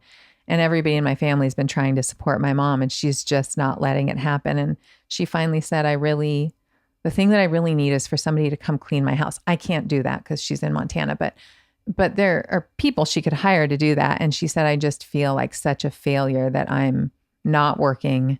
I have all this time, but I can't get it together to clean my house. Right. And so, being able to communicate to her, people want to support you. It feels good to us. You're doing us a favor when you tell us things like that. And we can't come clean your house, but we can help you find someone who can come clean your house. We can, organize all of that. And it feels good. And I think people going through a divorce oftentimes just think, I want to hold it together and I don't want to burden anybody. But it feels good for your friends and family want to help you. And That's they right. actually feel kind of hurt when they feel pushed out. I think so too. You're doing them Yeah. a favor when you allow them to help you. So I wonder if it would be helpful. I know this would probably be helpful to me if I were going through a divorce, to sit down, pad and paper, and write down what you need and who can help you with what you need. And some things maybe is just for you to take care of. But there, you could, just exactly like you said, I need someone to clean my house. If someone would drop off dinner one night a week, that would be so great. Yeah. Drive my kids to this sport. Yes. And who can help me do that so that you can, wrap your head around managing your life so that you can feel your emotions and have space to heal, really, because it is a tragedy, even when it's for the best. Yeah. It's really difficult. There's just such a mixture of emotions. And should we talk about the liminal space? Do we have time? Yeah. Yeah. Do you have time? Yeah, I got plenty of time. Okay. So there's this concept in psychology called the liminal space. And Kristin and I know about it. We were supposed to do a whole podcast about this. Oh, you were? Yes. Oh, yeah, we talked about it's this. on my Oh, list. right. It's on my list. Can we talk about it today? Yeah, let's talk about it. Okay. We know about it in different contexts. So I have, a different context than Kristin does. So you jump in and correct me if I'm wrong. But the liminal space it's a term in psychology to describe a transition. And we all go through times of transition. And what I love about this concept is that one of the ways that it is defined is that when you're in the liminal space, your old routines and rituals no longer apply, but you have yet to establish new routines and rituals. So really it's called limbo. Yes. But I have this visual of it. It's like you're in a boat and you're going from one side of the whatever river to the other. And in this middle, it's like a total gray, misty cloud. So you can't see anything. Right. So you can't really even see the shore behind you, and you can't really even see the shore in front of you. You know you're between two things, but you really don't know where you are, and you're blind. Got it. And I like the one that is really obvious is if you move into a new house in a new neighborhood, you don't have a coffee shop or a grocery store or a gym or any of those things. You are in the liminal space and you have to reinvent yourself. And so, Can I say one more thing about Yeah. it? Where it really comes is grief. yes. Where you're really lost in the cloud. It's something. Right. It's big. Like it's typically used for something that big. So Got it's it. not a. I Yeah. mean, it can be a transition. You can use it for whatever Yes. you want moving, but it's really from grief because you Or divorce. It's Yes. a huge identity, and a shattering of your whole sense Okay. of what is. Yes. So that's how big it is. So Yeah. I know about it because I edited a book it was called Beautiful Grief, and it was by a father and daughter, Tony Rose and Catherine Rose. And Tony's 28-year-old son and Katie's 28-year-old brother, same person, Johnny Rose, just died in his bed. His mom found him. My. And, they had to totally reinvent themselves. And the book is a lot about the liminal space because there's a danger of it in that, and it's very apparent in death, but also in divorce, when you're trying to hold on to those old rituals and your whole life becomes centered around like the loss of those rituals and the mourning of those rituals, then you stay in that liminal space. You never really create the new routines and rituals because everything is centered around your loss. Right. And so I think that's true in divorce as well. I would imagine. Right? Yeah, I mean, yeah. imagine the people who years and years and years later are still angry and sad about those routines and rituals that They're they no tethered. longer have. Mhm, Yes. exactly. Yes. Tethered to the past. Yes. Yes. And so when you're working through that, there's the logistics of what do I need that you almost have to get on paper. And then there's also at some point a little further along a conversation about what does the new home culture look like? What does this look like now that our old routines aren't here anymore? And what I love about this is that when you're being intentional about establishing those new routines and rituals, you get to involve your kids in it. So what do you want this to look like now? Right. And, now that this is a 3-person family instead of a 4-person family, what does it actually look like? Right. And you get input from them in ways that can be really beautiful and help you move onto to a reinvented home culture. And, if you frame it the right way, it's very empowering and it could be very spiritual. It could be very exciting because you get to kind of go, what wasn't working? Okay, we don't have to do that anymore. Right. Yep. Throw it out. Now we get to figure out what does work. And you can even set, I would imagine, you could say, this is a trial and error. This is maybe how we want it to look. It may take us a couple tries to get there. We may set up this system that doesn't work and we have to throw it out. And now we got to set up something else in place. What an exciting thing to look forward to that will pull you out of. I like how you said tethered, and I also still like the water imagery too, because there's no set timing, and everyone has a different time for, especially for something like grief, but divorce is grief too. And so I like the idea that if you think about water and like being tethered, it's not abrupt. It's like you're going to slowly get to the other side and you might pull back a little bit, but you're slowly getting there. So for everyone to have permission to take their own time and that this is a place we are in and it's normal and it's real to feel really scared and really unsure, and we're going to try some things and we won't like some and we'll go forward, but then we'll take 2 steps back and this is what it is. And then one day we'll realize that we've been on the other side, but it's probably not like, yay, we're here, boom, stick your flag in. It's like, oh, we're going to look back and realize like, oh, we're all here now. Right. So I just think there's something about that being really gentle about expectations with people too, that this is not like you're going to get over this, that it's like, you know what, take as long as you need because it's grief. Divorce is grief. Yeah. Divorce is grief. And I would be very suspect of someone who went, yay, we're here, stick the flag in, we're done. Yeah. Because But think about people who don't want to own or go into all the messiness of it. You know what I mean? Yeah. Yeah, but that's what I mean. My mother, after every divorce, was like, done. Right. Moving on. Yeah, I Done. think that's Moving happens on. And you more go, than- yeah, but shouldn't you stop a minute and go, hey, what didn't work here? Right. Does Self-reflection. maybe, and since I'm in all 6 divorces, right. perhaps some of this is me. But she sticks that fucking flag in, boom, done. I did it. I'm done. You're severed. I think you see it a lot, though. I actually think you see it a lot where people, at least that's what they try to present to the world is, I'm getting divorced and everything's fine. Yeah. I'm getting divorced and It's not everything's true. fine. And even It's not true. It my can't be divorce true. was as amicable as they come. It really was. Right. There was a lot that went on before we got divorced, but the actual divorce itself was like, we didn't have attorneys. We didn't need any of that. We just agreed on everything. We also didn't have a lot of assets, so that made things easier. But even that, there's a period where you're like, okay, what am I going to do now that I don't have another person here with me? Yeah. And what other people do I need to involve? Or even just those times when all of a sudden you're home alone in your house. Yes. They used to have everyone there. I know, but I actually loved that. I did. Yeah. I remember I would see, I had this girlfriend who would post, every time her kids went to go with their dad, she would post something about how quiet the house was and how lonely she was. And I was like, God, am I the worst person? Because when my kids went to be with their dad, I was like, okay, what am I watching on TV? This is fantastic. Well, I have to say, I would be like you because when Yeah. Bert leaves and the kids are at school, I'm like, freaking party. But to speak to people who aren't that way, to have a plan. Yeah. To say, you know Yes. what, I'm going to go to my friends. I'm going to the movies.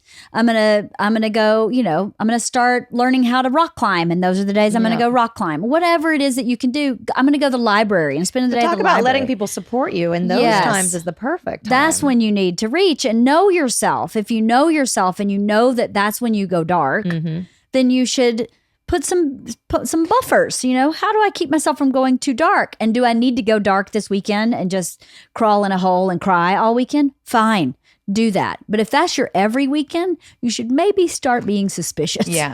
And what comes Maybe I up for need me to on know. this too, because you're talking about rock climbing and things like that, is the importance at some point. I mean, this doesn't have to happen the day after you find out that you're getting divorced, but at some point, get really honest about where your confidence is and what you can do to improve it. Because having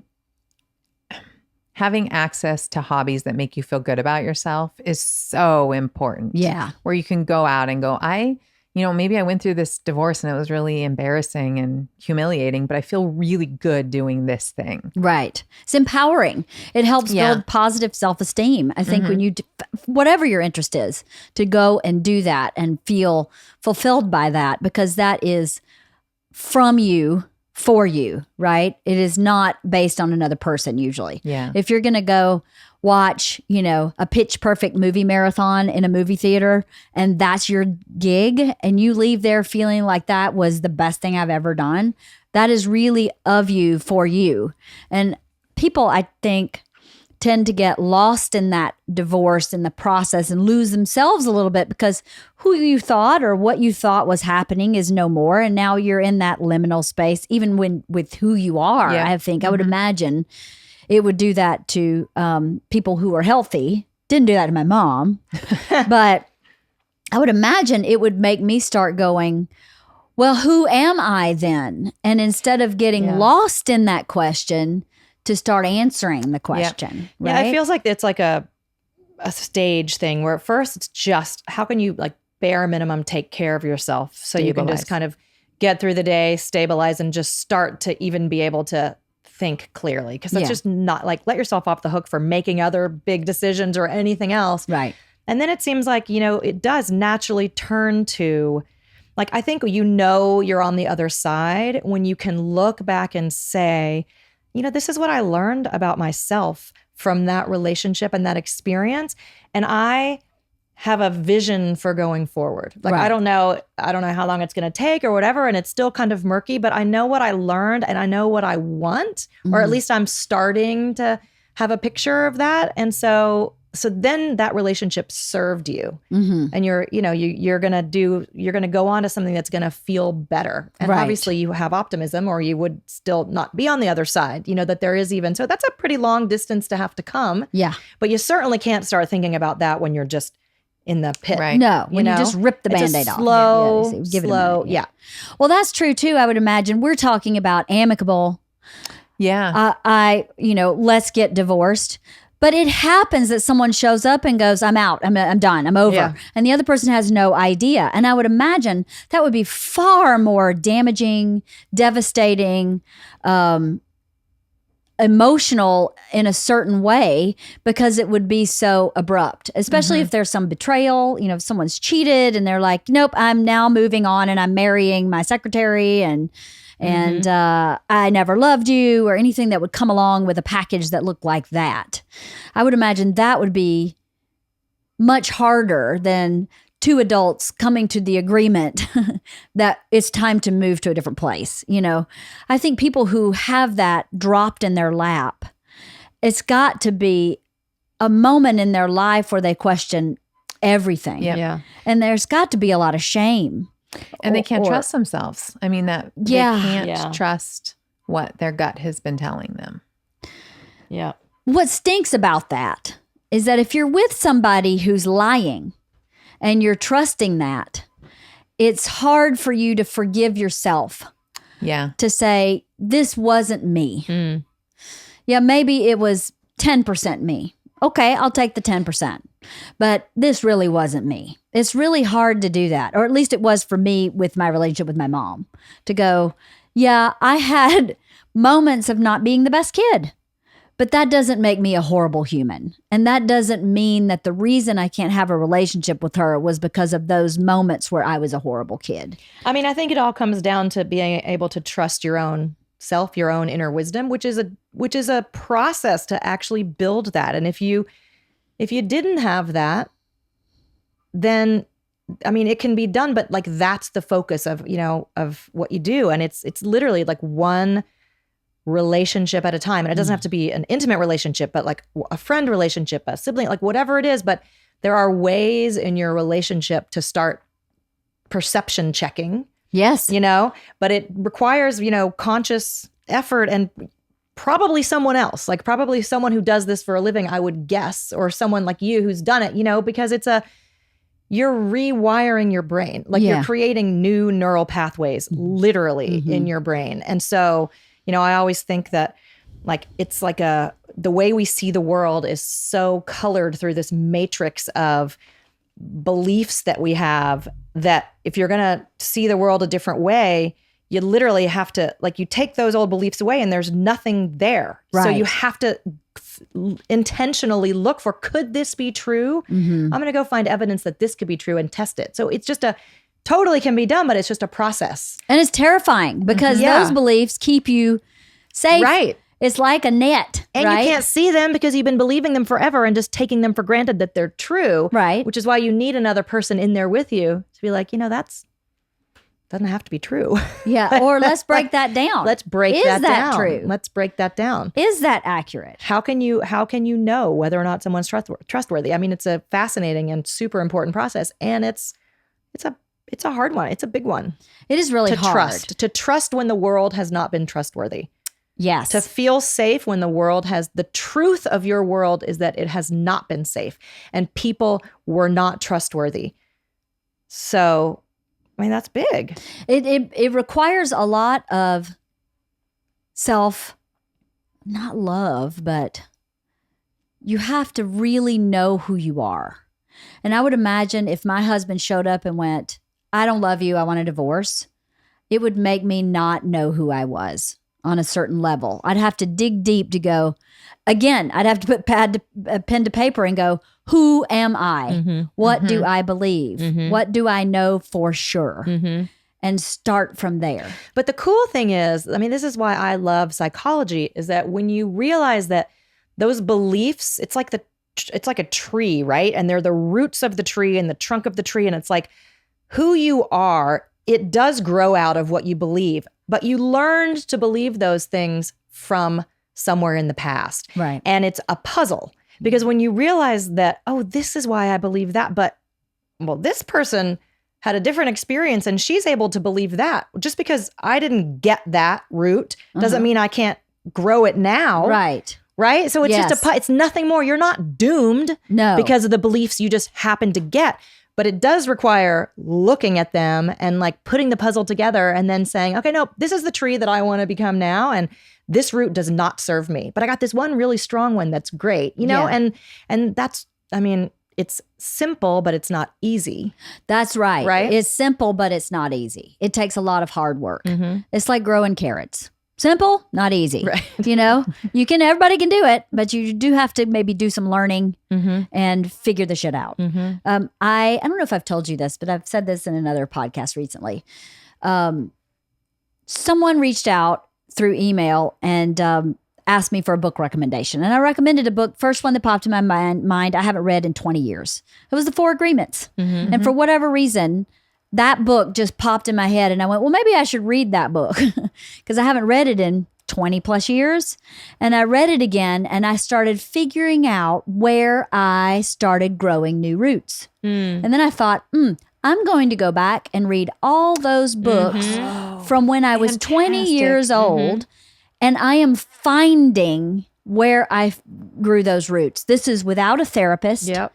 This is me saying, I'm not thinking in a way that makes me happy.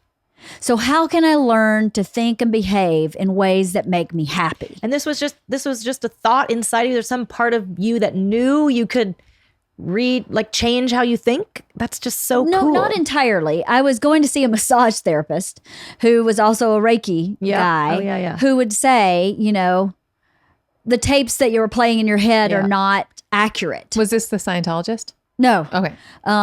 No. So you need new tapes. So why don't you read this book and see what you think about it? And so I would read the book and go, okay, I kind of see what you're getting at, but you don't just read the book and go, okay, now my brain is thinking those thoughts. It's like one little thing gets in there. But it's amazing. I read the 4 agreements and I went, I actually try to live those agreements every day. And I didn't know that's where that root came from. And now I've started reading You Can Heal Your Life, which was the second self-help book I ever read. And I'm going, this is exactly how I have trained myself to think. It started with this book. The first book I read was Creative Visualization, about manifesting what you wanted. And I don't have that book. I just happen to have this one on my shelf. I kept it because that book, I guess, meant a lot to me. So I've kept it since I was 20. So 28 years. And I started reading that book and I've just been amazed that that's where my roots started, the new roots started, just exactly what you're talking about. And don't you think, I call it spirituality, but call it whatever you want to, but I think that's how it is. It's like you just need a little crack of curiosity. Yes. And then it's like a breadcrumb trail. And then, 3 people in the same week will say, oh, you should read this book or whatever. And all of a sudden, and this leads to that. And you listen. It's just so, you will get the answers. It's like I always say at the bottom of kind of all the main religions are some of the same tenets. And one of them is, seek and you shall find, ask and it is answered. And I just think my 17-year-old is on that right now too, where one book's leading to another and his mind is just on fire with all these ideas. And it's just so cool. And he was like, well, I don't know what to do next. I'm like, just ask, just say I'd be curious about learning about this. And I promise you, because it'll be in your consciousness, you'll talk about it to people and then boom, someone will say something and you're just off. It's just so... It's really amazing. But it's like being in the flow, right? Yep. If you ask, if you open yourself up and go, I want to receive. Give me what I need. Yes. And I remember doing that when I was Scott, the massage therapist, Reiki guy, told me to do that. Yeah. He was like, just open yourself to the universe and say, give me what I need. I want it. There's so much power in that. To be open to receiving it. You can say I want it, but if you're not really open to receiving it, it won't show up. No matter what that is. Wealth, prosperity, love, happiness, whatever. It's not going to show up if you're not open to receiving it. So you have to really open yourself to receiving. I was thinking when you were talking earlier too about faith.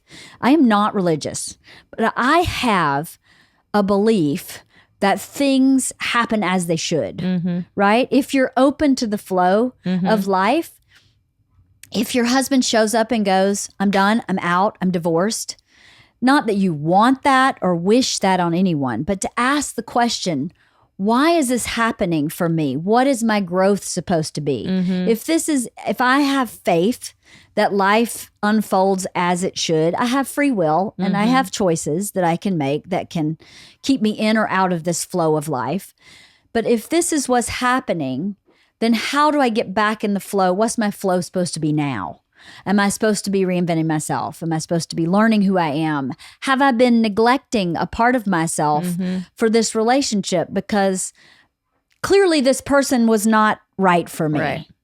Whatever that other person's issue is and why they decided to leave is their issue. So what is mine? Not that there even has to be an issue, but what is my path? Why is this happening? Or and I accept it. What about even just what if this isn't bad, right? So it's which is Exactly. hard, but it's the idea that the reason we are in pain is because we have a belief that it's not going to be better. Partially. There's grief and all those things too, but it's the what if, when you can get to the what if this isn't bad? What if there's something better on the other side? It's all of a sudden there's so much possibility there. Yeah. Or even to believe that, not even to ask what if. To me, I believe certain things where I go, well, this is happening because something better is coming next. Yeah. If you can do that. Yeah. Yeah, I really do believe in that flow. And if you're not in the flow, nothing's working. Like you stump your toe and then you drop a glass and then you get in a car accident. And then, all these things that have nothing to do with what's going on emotionally for you start telling you this is not working. Stop now and kind of recalibrate yourself and then go again. Or at least that's the way I approach life is I go, if things are too difficult, then it shouldn't be happening. I mean, I agree with you. Sometimes it's just like, why am I having to try so hard for this thing when there's an easier path right here? Yeah. And saying, I'm open to receive that easier path. Bring it on. Yeah. I don't need to be right or to be my way. There's that funny thing that says, if you want to make God laugh, tell him your plans. Yeah. Right. And I believe that. I believe in God. I believe in a higher power. I just don't believe that I need to be religious to believe That's that. one of my favorite chapters, actually, from the book that you just did in book club, is the surrender with intention. Because surrender. Did you see the clip I posted today? Oh, is that no? I posted another small clip today about surrendering with intention. Because it's just like surrendering doesn't mean giving up what you want. It means giving up having to fight it and manifest it the way you think it's supposed to be. Just hold your desires, but let go of having to control what happens and be open to the fact that maybe this is something that is actually going to serve me better and ultimately going to be in alignment with what my desires are, but I couldn't see this. You know? And if a marriage is not working, you're not moving forward as a human being, I don't think. Right. You're stuck in this tumultuous kind of bad system. And so if a divorce happens, even if it's unexpected on your part, then you were stuck in a bad system you were maybe not aware of. And there's no more clear mirror than an intimate relationship, like a marriage, for you to learn about yourself. Absolutely. I mean, think about it. We learn through humans. Our children are too, but it's a little different. But this choice to be in partnership with another human being, it's such a mirror if you choose to do your own work from it. Yes, if you choose to do your own work and allow yourself, again, open up and go, I want to know. Yeah. I want to know. And there's just no going back either, I think is the really great thing about it. Is you said that to me once, that once you become self-aware of something, you can't become unself-aware. Right. It doesn't get worse at that point. No. It doesn't shift backward. It just, you keep going. And it may get harder. Right. Yes. But it doesn't get worse. There were times when I first started working with Kristin where I was like, this is goddamn miserable because because I remember there was an exercise where I was looking at my childhood and I was like, shit, my childhood was not good. And just sitting in that and sitting in I was an unhappy person was really upsetting. Yeah. But in a very productive way, in a way where once that crack is there, then it's okay, I can come to terms with this. What am I going to do next? Right. And the same exact thing in divorce. There are moments that are horrible, but if you're open to it and if you let those cracks happen, you don't go back. No. And you get the opportunity when the crack happens, then you can fill it with positive, with whatever you want, with healing, with a new way of thinking, with new neuro pathways, with chocolate, with whatever you want. But if you don't let that fissure happen, it's not possible. If you don't look at the nasty stuff and sit with it. Sometimes you have to sit with it and go, you know what? Every time he had a problem with me, I became defensive immediately. That's not fair. Yeah. That's not okay. I don't want to represent myself that way, but I did that every time. And now I feel like shit for that. And I should, because that's how you learn.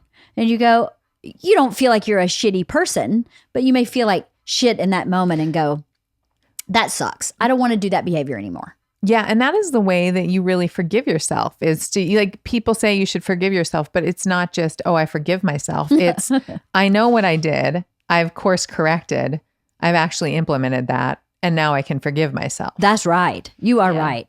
Forgiveness. Well, I'm not right. Kristin's right. I'm just mimicking a chapter. Then you are right. You are correct. 100%. I agree with you. Forgiveness, what people don't understand, I think, about forgiveness is it's not for the other person. Right. Yeah. It's for you. Yep.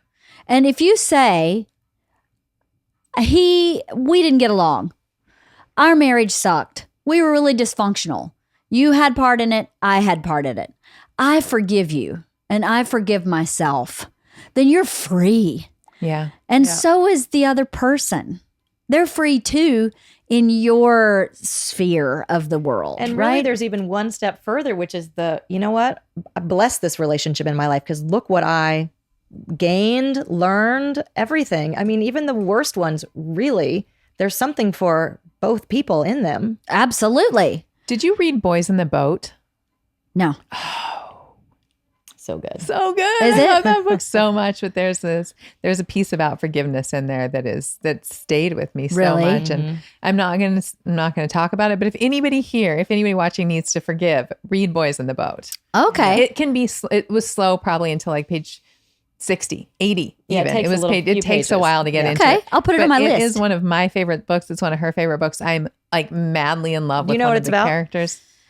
No. It's a true story about an I American knew- rowing team and during Hitler's What was it, the Olympics, 1936 36 Olympics. So yeah. anyway, it's just fascinating. So historically, it's fascinating, but then the personal story of this guy is I'll have to read remarkable. it. Yeah. You know, It's about resilience. That's why we aha. That book is probably when we were working on Kristin's first book, which hasn't been published yet. So it's her second book. We read a whole bunch of stories of resilience, and that one and then Endurance by Shackleton were easily my two favorites. I'll have to look yeah. at the Boys in the Boat then. Yeah. I'll definitely do that. So one more thing came to mind. We were talking about the tethering. Not forgiving keeps you tethered. Yes. Yes. Yep. And if maybe you're tethered for a bit. Maybe you blame. Right. You point your finger, and that's part of your process. Which can I just say something about Yeah, that? I'm totally interrupting please. you, but like No. there is, especially for certain people who, were in a relationship maybe where they just didn't have a voice for whatever reason. Like their anger is not bad. No. Like anger is better than just being so disempowered, right? So like you don't want to stay in it forever, but if you're being angry is saying, I deserve better. I Right. deserve better than this. Right. Then that's okay. As long as you're passing through it on Yes. the way up to the better Next level. feeling emotions, right? But so That's right, it's yeah. appropriate sometimes. Sometimes you just didn't get respected or whatever it was. And yes, you can later look at how you were a match to that too. But anyway, I just wanted to say that because you're No, right. You're right. You're right. Absolutely. You should blame. Blame them. Sometimes. I mean, You you just- just, well, no, you don't have to say really. it out loud, but I mean, it's could, like yeah. You can Yeah. say it out loud, though. can. You really can, but you can also say to yourself, this was not my fault. This is your fault. right. But moving through it is the important thing. Exactly. Because I definitely blame my mother for a lot. Right. Like, And it and is- you as a yeah. little girl, like you have every right to be pissed. Like you shouldn't have had those things happen to you. And you did. And so it what are you going did. to do with it? But Exactly. yeah, being mad was totally appropriate for a while. Absolutely. And blaming. Yeah. And go, this is your fault. Yeah. And then at a certain point I went, I'm never going to be free Right. if I'm Right. tethered to her Exactly. with blame. So at a certain point you got to cut it and Yeah. go, I forgive. I forgive everything. Love ya. Godspeed. But I think that was just a perfect example of with something as tumultuous as divorce. It's like just shoulding people, like you should or shouldn't have any certain motion at any given time. You know what? It's not going to always be pretty, and it's okay to Yeah. not always do the pretty right thing. Sometimes you're just going to have ugly emotions and like maybe not be mature, and so what? As long as you're Yes. moving, I think. As long as you're moving and you're not keying his car. Or, throwing I rocks would through his window. even forgive the king of the car. I mean, look, I really It may be there- criminal, though. That may be a criminal offense. Yeah, Just that's say true. it. That is true. I had a therapist who talked about forgiving another person if you're, in a relationship with them, and the importance of, I think it's called How Can I Forgive You? Have you read that book? There's a book about this, about the importance of that other person suffering consequences. And nobody ever says that, right? They're like, just forgive. They don't need to. And this therapist was like, no, if you're going to continue to be in a relationship with this person, they have to suffer consequences. And I thought that was so fascinating because nobody says that. No, Now, that that's doesn't mean you interesting. should go key their car, but you should be You should allow them to suffer the consequences. Meaning Allow like those a to unfold. consequence of like you're not available to them for a while or what? Like Whatever it might whatever be. it is. Whatever Yeah. it might be. I mean, this was in the context of, so I think it is How Can I Forgive You? Is in the context of, I believe, an affair. And so it's not just I forgive you, because relationships recover from affairs all of the time, and they oftentimes go on to be better relationships. But now there are consequences, like, I don't know what it is. Like, I'm going to say kind of silly things right now, but for a while, I'm going to check your email. That's a consequence of what you did. And now we have to rebuild trust. And so being aware that you need to, that there need to be repercussions to get back to the other side is important. Does that make sense? I mean, it does. The checking email thing is like a whole No, other I conversation. know, I don't but- think we want to go down. But I mean, what comes up for me is just, it's sort of like sometimes when we get mad at our kids, we were talking about this, I think, before too, when they're just like irritating, especially when they're young and they're just irritating and you're just like, stop. And you wish, looking back on it, you were like, oh, honey, could you please, blah, blah, blah. And have it. But the point is, I always think it's like a mother lion. Like sometimes your kids are just annoying and the mother lion, I'm not saying hit your kid and I didn't hit my kid, but like smacks the baby lion to be like, that's not appropriate behavior. And sometimes as an adult, you're like, stop it. You're being annoying. And that's like like you're being real. Yeah. Like sometimes it is actually annoying and your response is maybe not as beautiful as you want, but it's the real life response. Like Right. that's what's coming up for me. And like if someone betrayed you, like anger is a first appropriate response. And then there's going to be this whole continuum finally Yes. of trust that's going to come from a bunch of different interactions. But if you're angry and don't trust the person, you're not going to be like going out to dinner and everything's going to be perfectly normal Correct. right away. You know? Correct. So it's like, Right. just this is like, don't overthink it. Sometimes your just reaction is just, it is what it is. And that's like a natural human Yes. reaction to something, I And- guess is didn't say that very well, what I was trying Well, to say. yeah, and when keying the car, there are going to be Right. big real time consequences and reactions that you might not look back and feel proud about them, but man, they were probably pretty appropriate at the time. That's the thing. Well, I think the problem I always had, which was helpful in my moving forward in life, was I always found my responsibility. Yes. Mm-hmm. Sometimes it wasn't my responsibility. Yeah. And I think that may be what she's talking about, right? If you cheat on me, maybe I have some responsibility in that, but you actually crossed the line and Yeah. you should have a consequence. Yes. I know with my mom, I felt like she never got a spanking. Right. She never got a spanking. And part of me needed her to get a spanking. Yeah. And that never happened. And at a point, I had to let go of that need. Yeah. I needed somebody to say, this is not okay.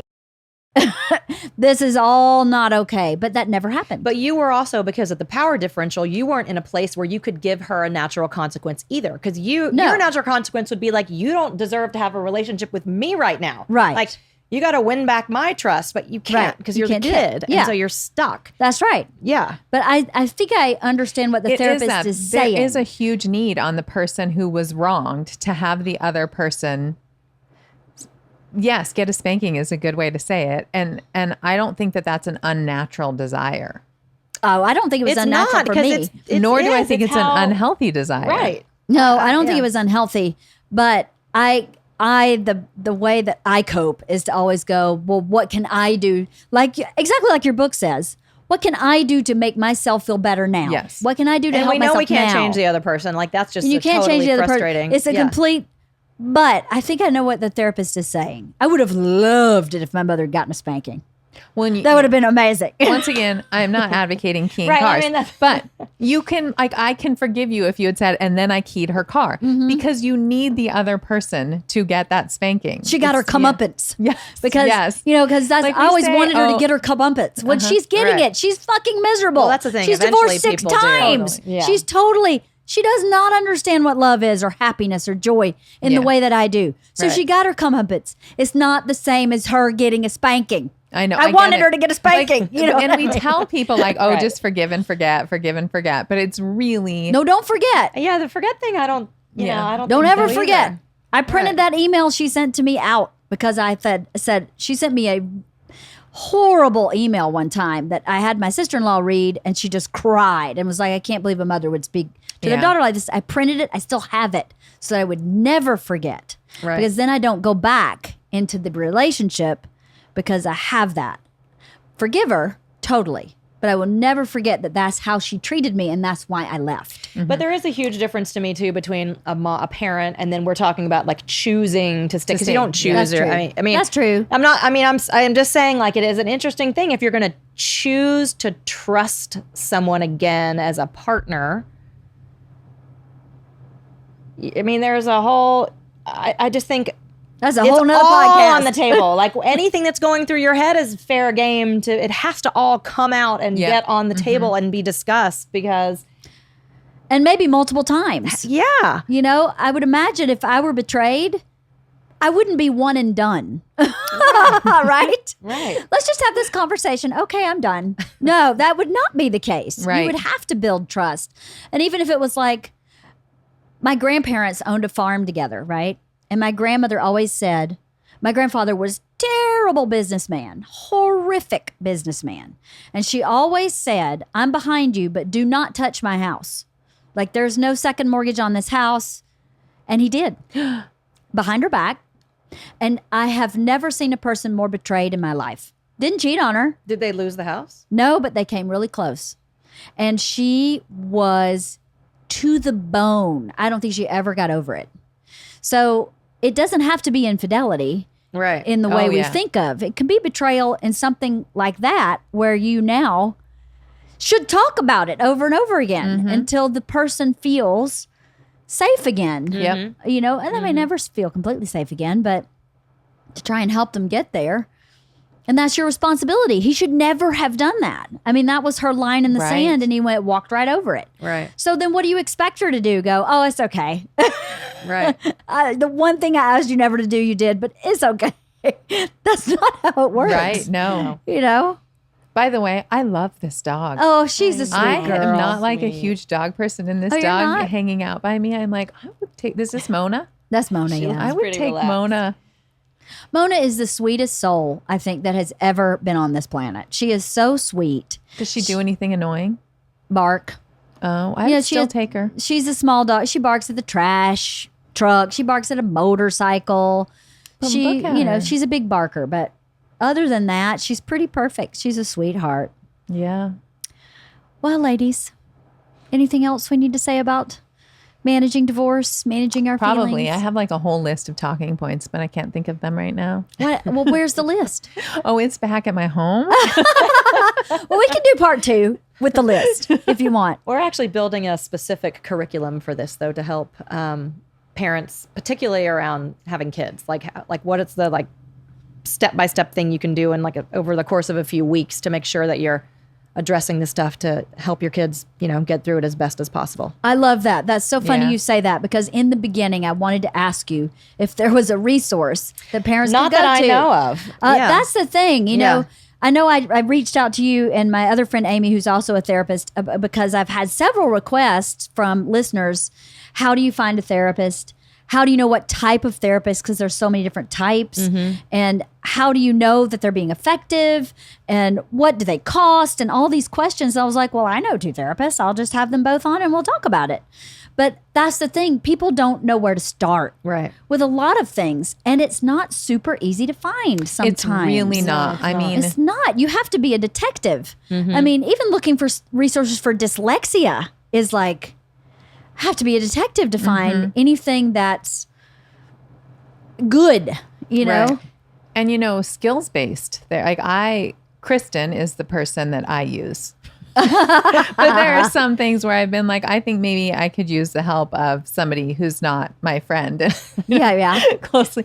And it's very, very hard to find a skills-based therapist who can. Yes. Like I was looking for, I said, I want to talk about the rules of engagement in an argument. Like that's something very specific, right? Can't find it. Can't You're find it other kidding. than through Kristin.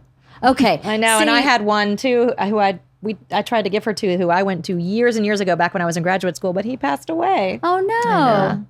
Yeah, you're right. My therapist will not give me a how for a lot of stuff. Yeah. Where you just have to sit with it and figure it out and let it kind of present itself to you. But I'm not necessarily wired that way. I like to say, make a list of what you need. Just start there. Make a list. Yeah. Okay, now that you have the list, see how you can get those needs met, because then that's an action I can take to help myself progress.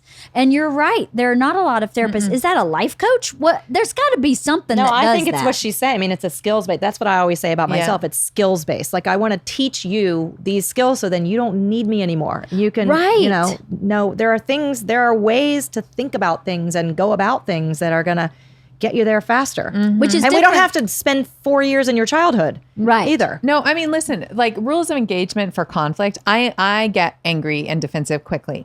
Having like some rules around that would be life-changing. And that would be what, 3 sessions? Let's podcast about that. Yeah. Because I would love rules of engagement too, because I live with an extremely emotional, reactive person. And my first instinct is calm down. And that works. Calm the fuck down. Well for you, I don't say it out loud. I tried that. Yeah, I was going to say. Doesn't work. It's the opposite. Don't tell me to calm down. And I'm like, but you really should calm down because you can't hear me now. Well, now I really can't hear you because you just told me to calm down. Okay, never mind. So my rules of engagement have been just, I don't get to talk first.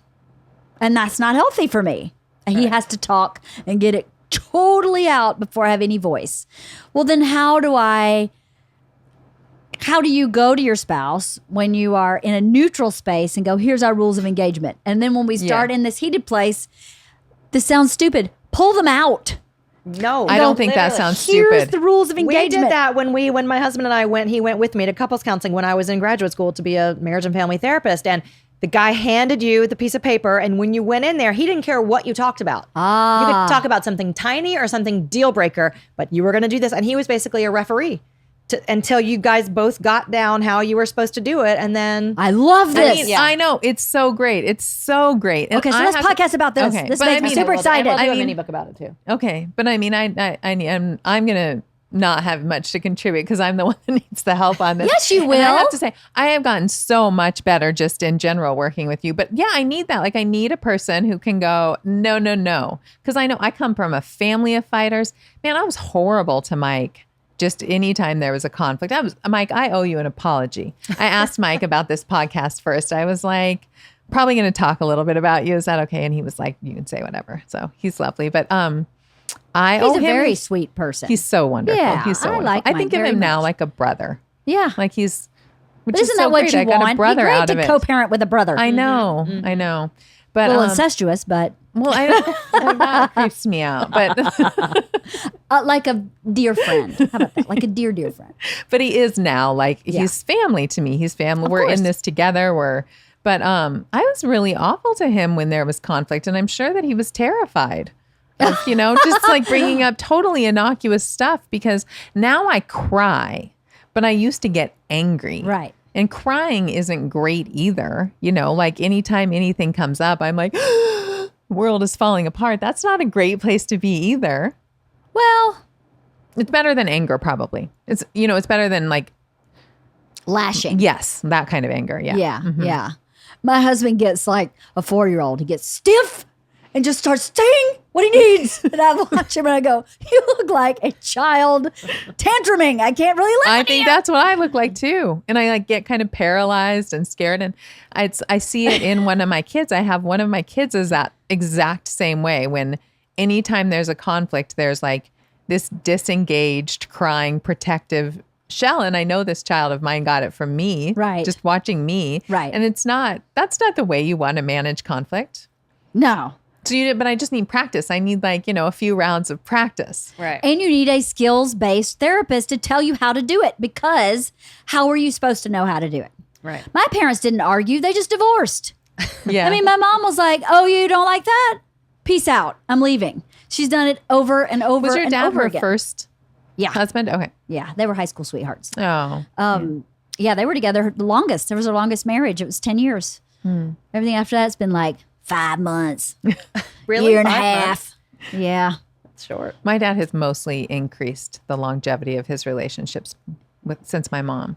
I don't know. I guess my mom's getting worse at it. Not really. But anyway, thank you for talking about this. Let's definitely do one about rules of engagement. I have a list. I just looked through the list that we made in here one I love day. that topic. That's going to be a good podcast, I think, rules of engagement for arguing. Thank you so much for coming. Thanks for having us. I love these conversations. So do I. I do. I love these conversations. My husband has started actually listening to my podcasts. Really? And he, the other day, was like, I think you should go back to school and become a therapist. And I went, I don't know that I should, because I think I would go, you're showing up again with the same problem? What the fuck, man? Come on, shit or get off the pot. But you could Shit or get become off a the honey pot, skills-based right? one. Maybe, but I don't know if I have that bone. Well, more does it interest you? I mean, there's like just the, it's like if you're interested in it, which like part of you, it seems like you are, just like how does it all fit together? Yeah, I am You very know? much interested in that. Yeah. I'm not interested in whining. And I feel like I have a predisposed, I've been in therapy for years. So what am I, obviously I believe in therapy, but I don't like people who don't make forward motion. Yeah, see, I just don't. Or I don't like it when early people- on in my career when you're just kind of taking whomever, then that kind of happens. But then, like, that's why I'm actually a skills-based therapist, is because it's super clear like how I'm going to work with people, and so you're not going to like sit there forever and just be talking about the same thing in 5 years, which I think I've said this before. I think it's super valuable to have the person who you go to once a week just to hear yourself. I think that's valuable for me. Yeah. I just want to do a different thing. I want to like solve a particular problem, Yeah. teach you something, move on. So you would be able to that. bring the people in who fit that. Well, I'm not doing it. I'm just going to do my podcast. I'm happy where I am. I don't feel like I'm happy where I am. But it was really nice of him to say that. It's really nice. I think he knows I've worked really hard in this way on myself, but to hear it as an outsider, is a different perspective. So Very validating. it is very validating. He's a very great husband, even when he tantrums and says, you may be having a bad day, but I'm needy. So, we all have those compromises in our marriages, I guess, but he's a great partner. So anyway, thanks for coming. Thank you. Until next time, I can't wait. And thanks everybody for listening every week. And thanks, Mona. And thanks, Mona. Mona made this so much warmer.